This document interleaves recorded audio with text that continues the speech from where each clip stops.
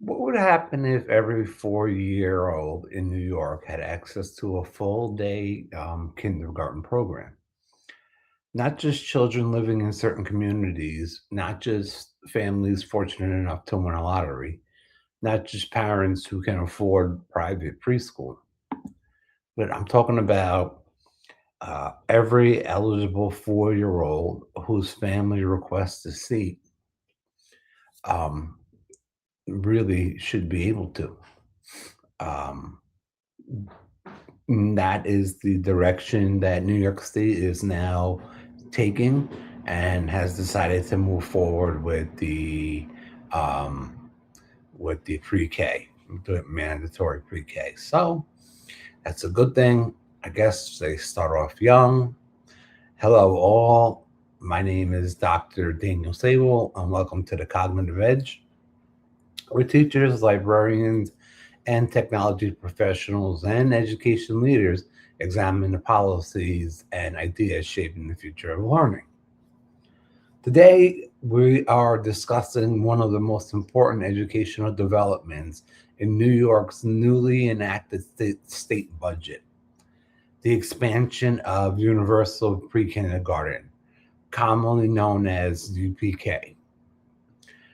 Um, this expansion really brings more money, broader um, access, and higher per student funding, and a future requirement that districts provide full day pre kindergarten to every eligible 4-year-old who applies. But passing a budget is the easy part. The real test will be whether school districts can find the classroom, teachers, and community partners um, to work with this. And we also need to think about our transportation systems and support services that are needed to turn this promise into a high quality educational experience. Um, really, we're going to start seeing a major change in early childhood education. Um, for years, Universal Pre-K in New York has often been operated more like limited access pre-kindergarten. Um, Many districts had only a certain number of funded seats, and when applications exceeded capacity, families entered lotteries. So some children received a seat, others were placed on a waiting list, and this is gonna begin to change. This is beginning to change slowly. Um, According to the New York State Education Department, the enacted 2026-27 state budget, it includes an additional 431 million for UPK programming. And UPK again is Universal Pre-Kindergarten. All school districts will be able to access state UPK funding, and districts will no longer be restricted by a predetermined maximum allocation or a fixed number of students they're allowed to serve. And that comes from the Education Department's website, New York State Education Department. Um, Districts may enroll additional eligible 4-year-olds and receive state funding for each child served, as long as the program meets state requirements. So this is really a significant change. Excuse me. Instead of asking how many seats has the state allowed us to fund, um, districts can begin asking how many eligible children in our community need a seat. This moves New York closer to the true meaning of the word universal. Um,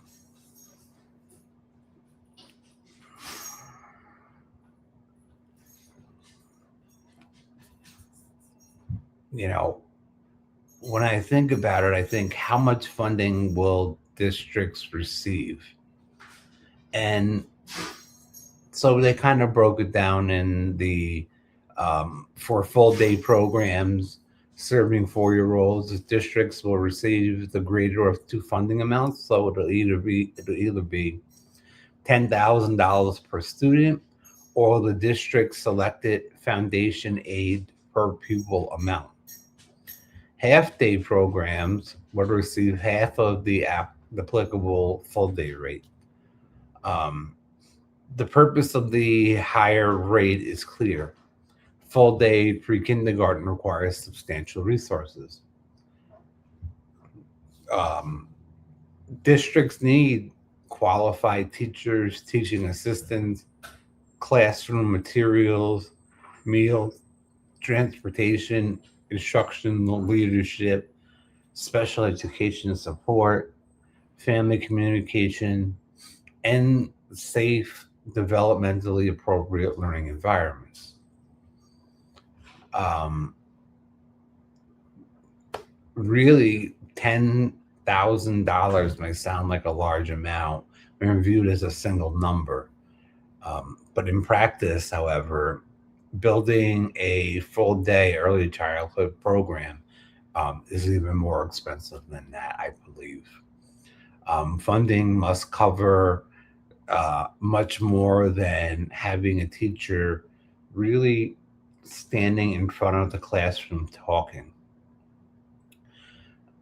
We're looking to build strong universal pre kindergarten. So, programs they should really include play based learning, early literacy, language development, social emotional learning, physical movement, creative expression, exploration, rest, and opportunities for children to develop independence. Um, 4-year-olds are not miniature fourth graders. Universal pre K should not become kindergarten with smaller chairs. Um, we really, when you think about it, it should be really thought about in the way of starting to help students advance certain skill sets that they'll need in kindergarten and will probably take with them for the rest of their life. Um, because they say kindergarten is the most important year of learning.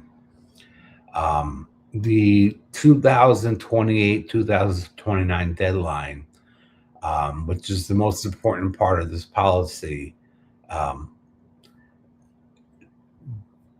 is really something that everybody's keeping their eye on because of the timeline. So during the 2026, 27, and 27, 28 school years, districts they may continue offering either half day or full day programming.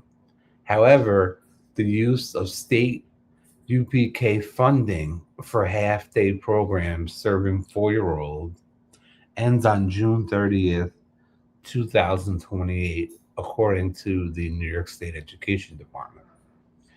Beginning with the 2028-29 school year, districts must make a full day UPK seat available to every eligible 4-year-old whose family requests one.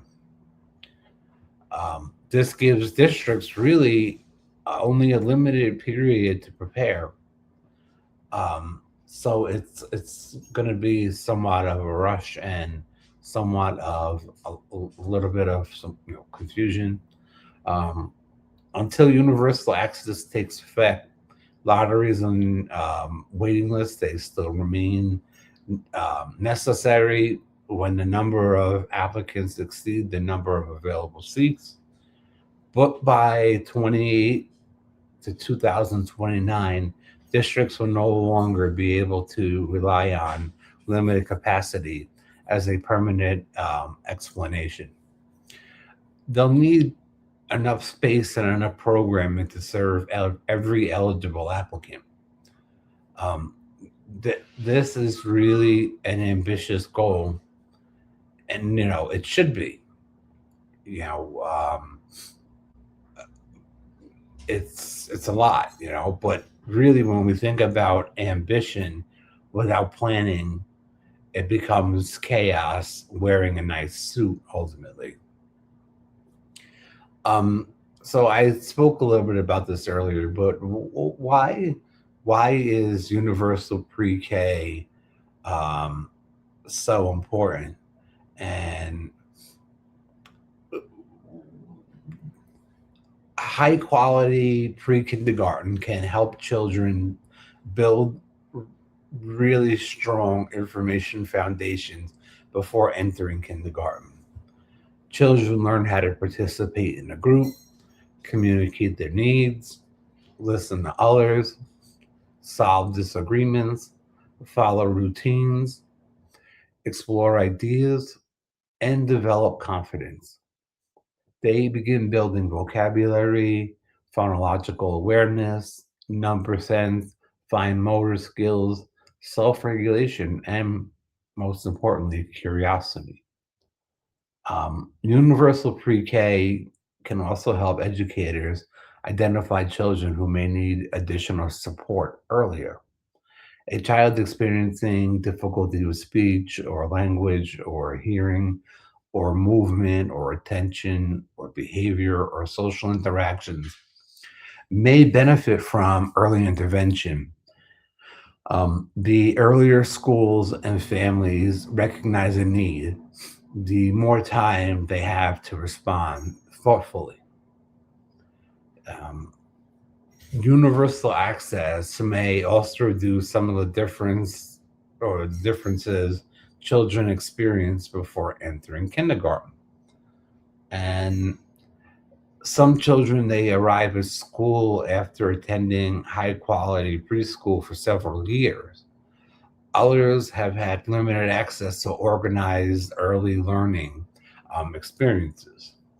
So children, they do not create these differences, they inherit them really from circumstances that are beyond their control. A strong public universal pre-K system cannot eliminate every difference, but it can prove more children, or provide more children with a stable and supportive starting point, which I think is going to be needed. Um, and it's going to be needed, you know. So when you're dealing with this system and its fluidness, so to speak, um, it also then becomes a family policy. Universal pre-K is not only an educational policy; it is also a policy that affects working families. Childcare is expensive. It's difficult to secure and often unavailable during the hours that family need it. A reliable full day universal pre K program may reduce some of the pressure on families. It can provide children with structured learning while giving parents and caregivers greater stability in planning work, transportation, and family responsibilities. So um, it has its, a number of different things that um, positive that can come out of this. But the district must think really carefully without um, or about what a full day means. What does a full day look like? Um, a school day that ends in the early afternoon may still leave working families with a significant childcare gap. Districts should therefore explore partnerships with community organizations that can really offer that can be offered before school, after school, and have an extended day option. Universal access should not exist only on paper. A seat is not truly accessible when a family cannot reach the program. They cannot manage the schedule, they cannot obtain transportation, or cannot receive appropriate services for a child with a disability. So, access is not simply just opening the door, it's making sure that families can realistically walk through the door as opposed to it just being open for them. Staff, the staff are going to face a number of different challenges. Um, One of the largest will be for schools will be staffing. New York will need enough qualified early childhood teachers and support personnel to really serve a growing number of children.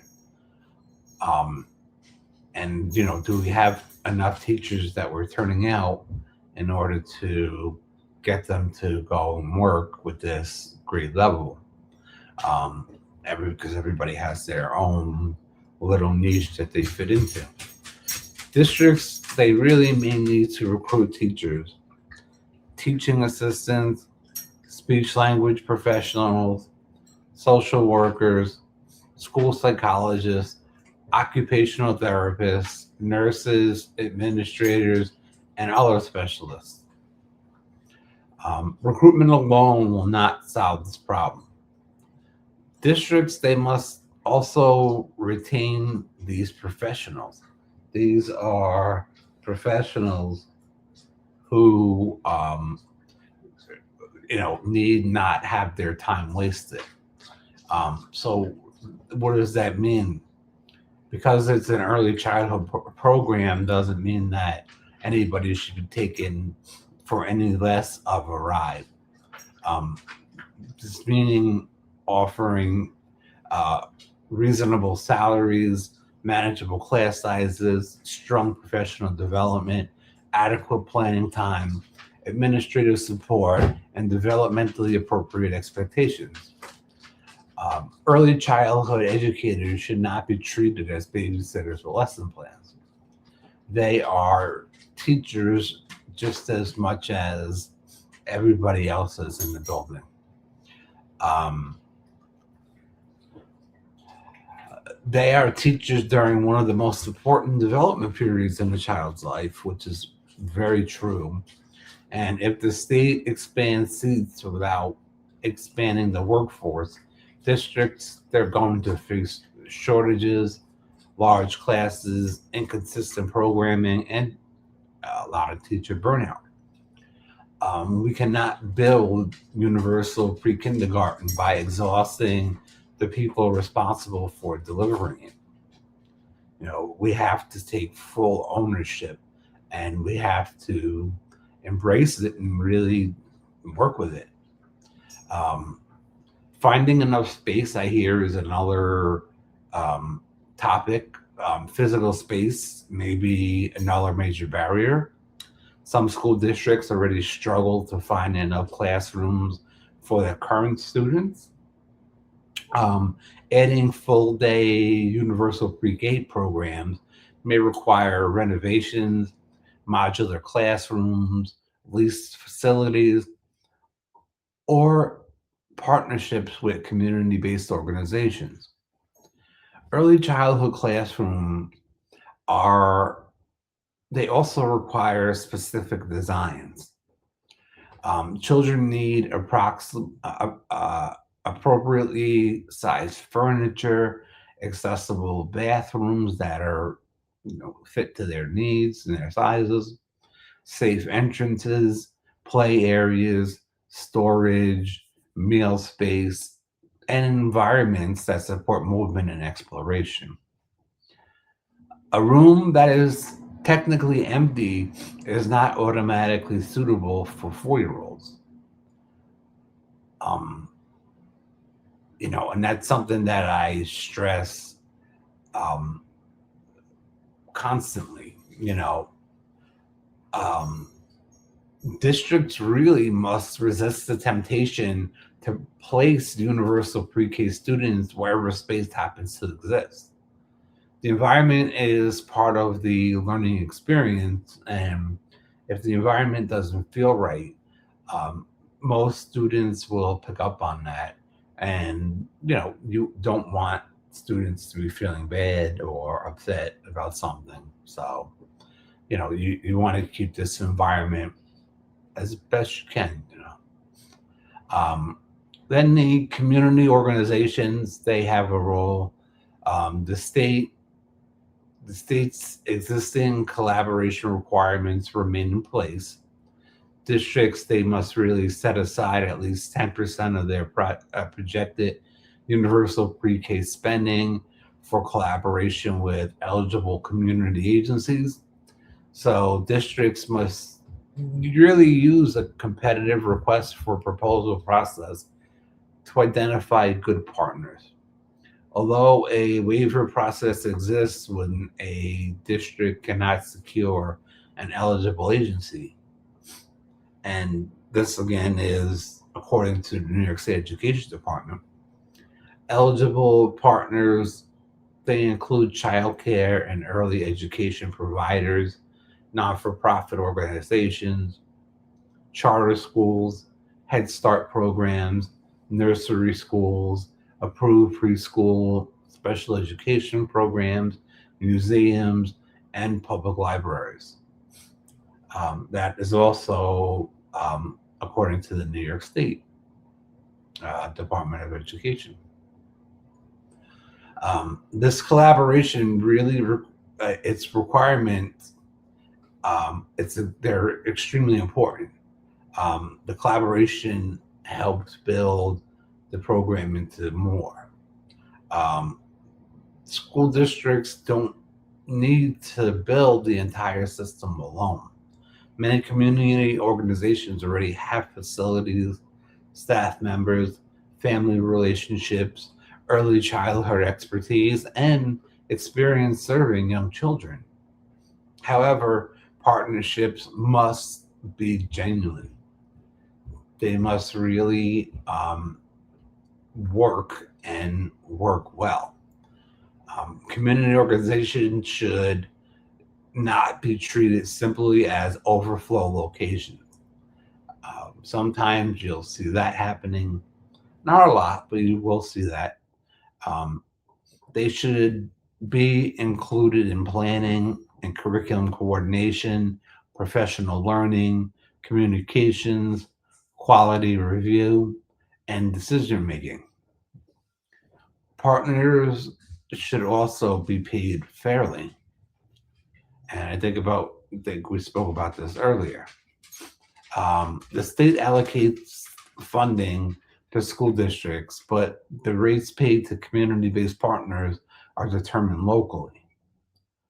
Um, with that, districts must avoid creating a two-tier system in which districts operated programs receive greater resources, while our community partners expect to be um, providing the same quality with less funding.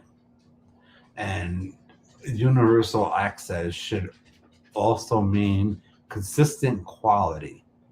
Um, Everybody, again, as said, has to be held to that high standard, and this is going to take a while, and it's going to be a big undertaking. Um, the opportunity for public libraries are specifically identified as eligible UPK partners. This creates a major opportunity. Um, During the day, libraries do have the space to have programming. And so this creates a major opportunity. Libraries already support many of the skills, that children need before entering kindergarten. They offer story time, early literacy programs, music, and movement activities.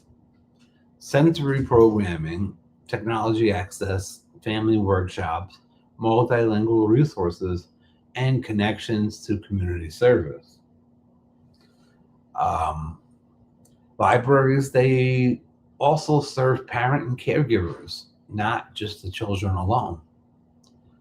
Um, Really, a library can help families understand how children develop language, how to select appropriate books, how to create reading routines, and how to encourage curiosity without turning every moment into a test. Libraries may also help families who feel uncomfortable entering a school building. Um, some people just feel uncomfortable going into a school. Not sure why, but it's there and that happens and it's okay. Um, for some families, the public library is a familiar, welcoming, and less intimidating space. This makes libraries valuable partners in outreach, registration, family education, and school readiness. However, libraries should be honest about their capacity and what they can and can't do. Most public libraries cannot simply transform an existing children's room into a full day classroom overnight. And I don't think that they can do that anyway.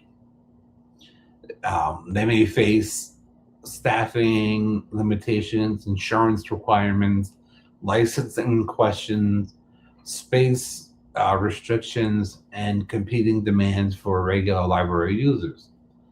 The best role for a library really may differ from community to community. In one district, the library might host a full UPK classroom. In another, it might provide weekly early literacy instruction, family engagement, and professional development.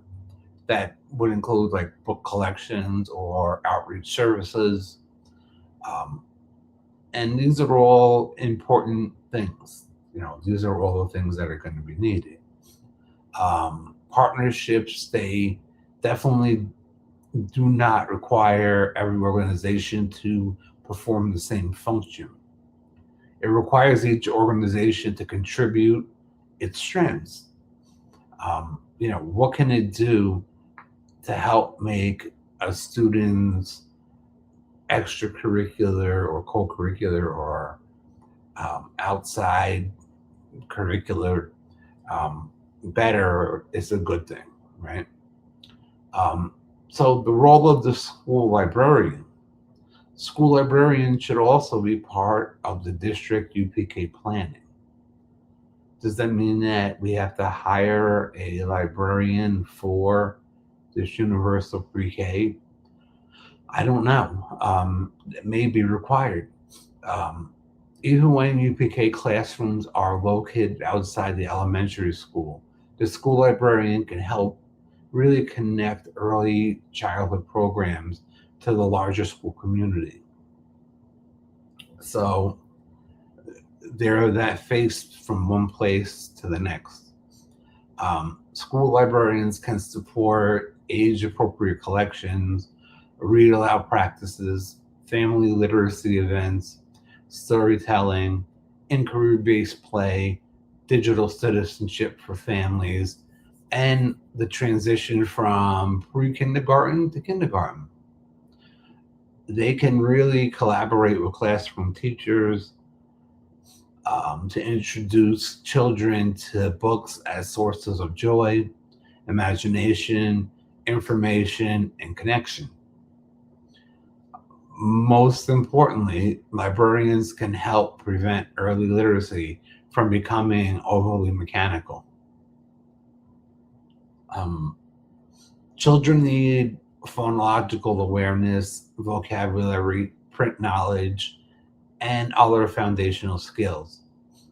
But they also need stories, conversations, questions, humor, imagination, and time to really explore everything around them, because this is the age where they are exploring everything. A child should not leave pre kindergarten believing that reading is just merely a series of assessments. The goal is not simply to produce children who recognize letters. Um, it's nice to have that, without a doubt, but the goal really is to develop children who are eager to use language, books, and ideas to understand their world around them. Um, with the right systems and with strong proponents and, you know, educators, I believe this can work, and this can work, without a hitch. But it has to be used or offered to the right people. Um, so quality really must matter as much as quantity. The New York State Education Office of Early Learning, excuse me, was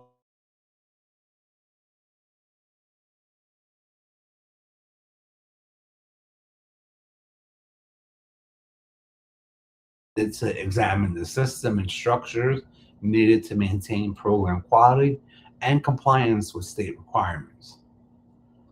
Monitoring matters because rapid expansion can create uneven quality.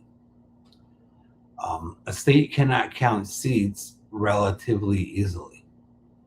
It's much harder to measure whether children feel safe, whether teachers are supported, whether lessons are developmentally appropriate, whether families are respected, and whether children with disabilities receive meaningful access. Um, it's going to be hard for the first few years because, you're trying to draw attention to the new program and everybody's working to make it better. So it's also hard to um, get for this area to get more resources. So that's something that somebody should really be on top of. Um, Success should not be measured only by how many children are enrolled. New York State, they also examine teacher retention, class size, attendance, family satisfaction, inclusion, program stability, child development, and the quality of partnerships with community members, with neighborhood partners. We must be careful not to turn early childhood education into another environment dominated by data collection. Um, Assessment should help educators understand children. It should not pressure children to perform for adults. Observation, conversation, play, and authentic classroom experiences should really remain the central focus of this.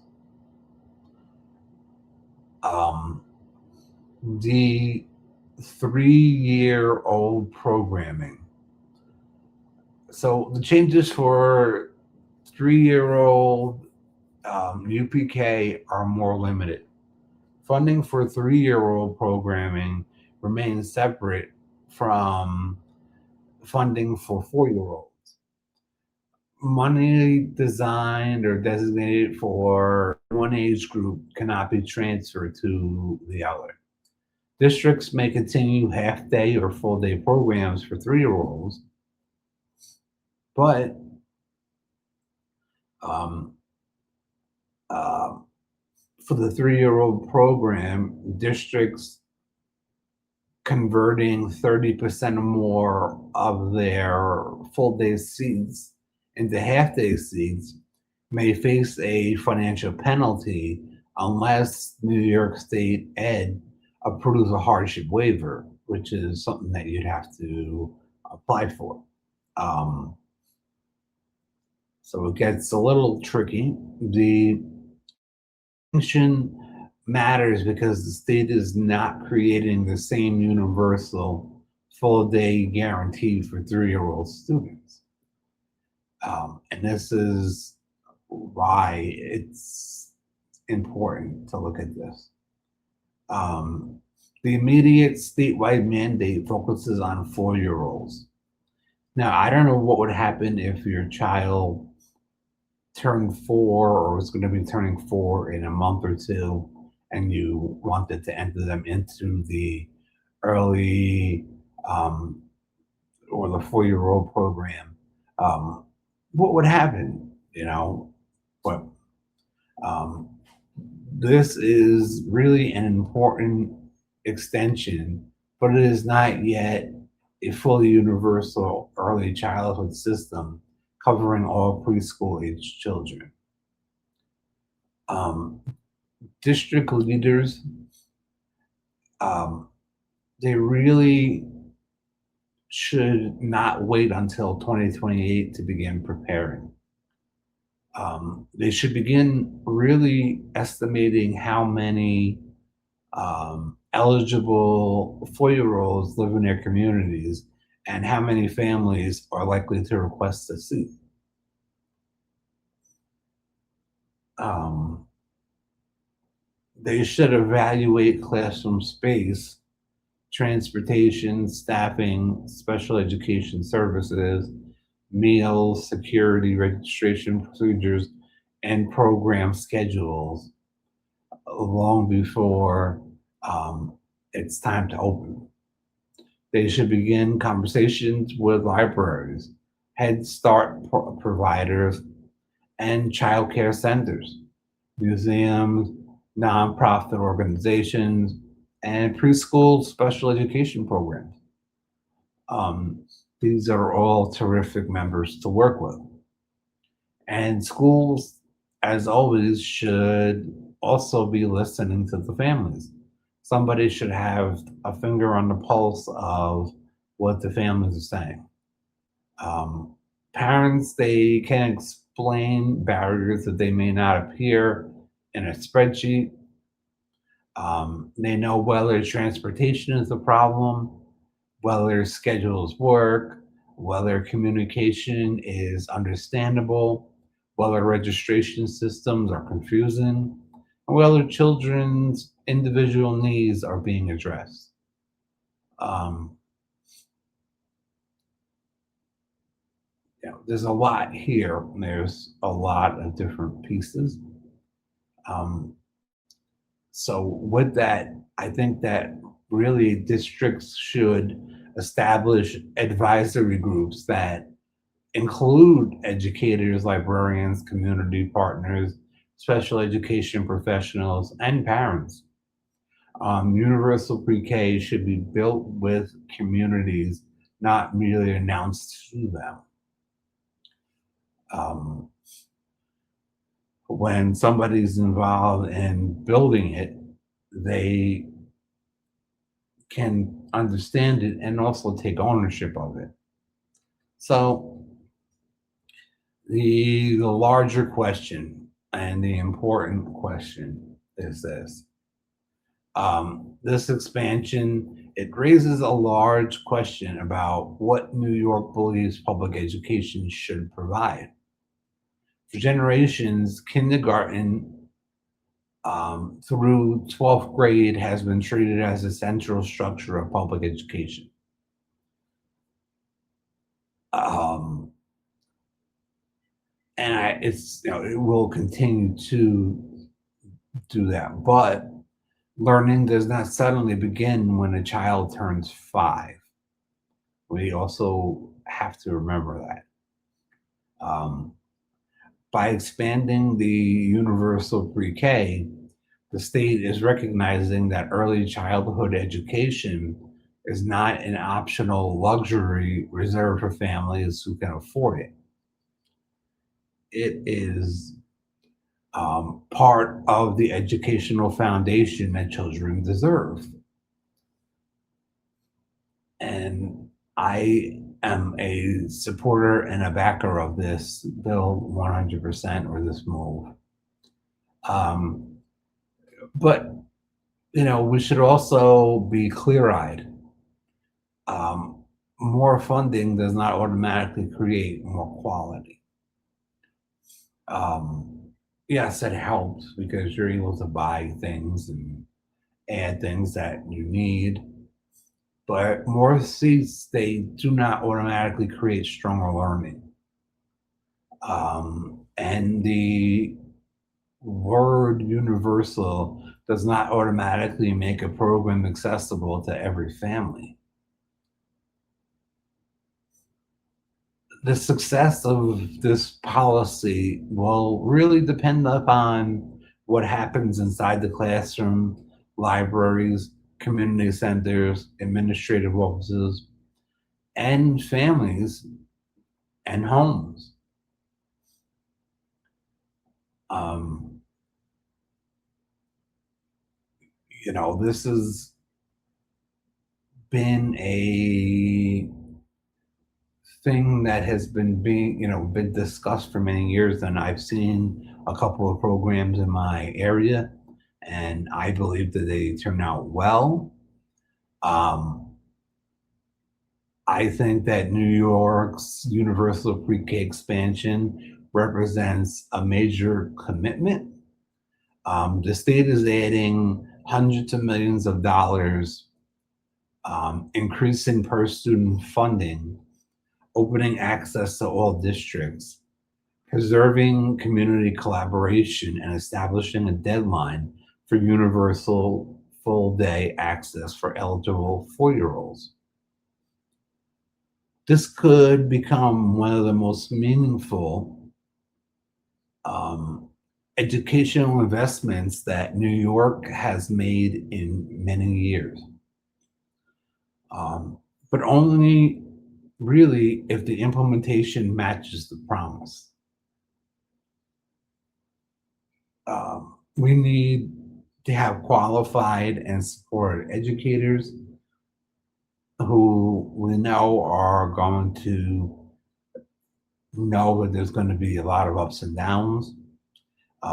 We need safe and developmentally appropriate classrooms.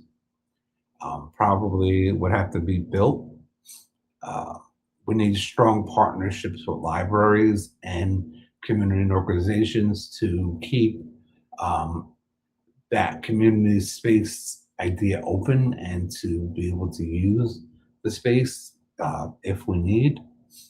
Um, we need programs that include children with disabilities, and they respond to the real needs of working families. And most of all, we need to remember that this is not simply about creating more seats. It's really about creating better beginnings. Um, because when we invest thoughtfully in children before kindergarten, we're not rushing them into school. We are simply giving them the time, support, language, relationships, and confidence they need to begin school ready to learn. Um, they say that pre-K that K is the most important grade, but pre-K may be the precursor to that most important grade.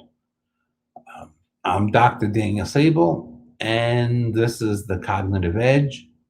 Thank you for watching, and please leave any comments or concerns.